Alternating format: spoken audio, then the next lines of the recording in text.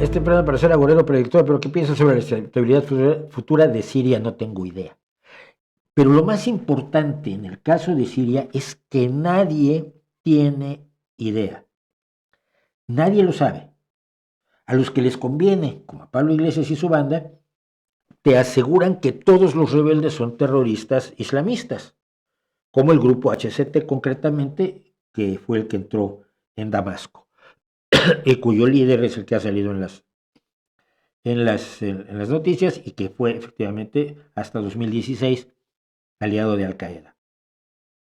Espero que no hagan un Estado islamista, teocrático, estilo Irán, que tanto le gusta a Pablo Iglesias. Vale.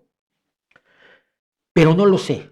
Entonces todos quieren decirte, es que ahora ya llegó un dictador nuevo. Oye, pues es que ni siquiera ha tomado el poder como tal. Y bueno, las zonas que controló tampoco se estableció la Sharia, ni mucho menos, en los años que estuvo controlando ciertas zonas de Siria.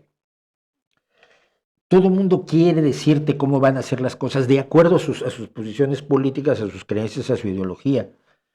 Yo creo que es una indecencia hacer eso. No lo sabemos. No lo saben ellos, no lo sé yo. Nadie sabe lo que va a pasar. Todo el mundo está tratando de influir en lo que va a pasar en Siria. Irán, Israel, Estados Unidos, Rusia, Turquía, por supuesto, los kurdos,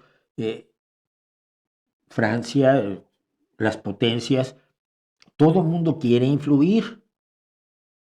Al final espero que los sirios hagan lo que quieran y que les salga un país medianamente decente con libertades y derechos. Y si no, va a ser lamentable, todo lo cual no justifica la tiranía de Al-Assad, los asesinatos, las torturas y los ataques con armas químicas de Al-Assad.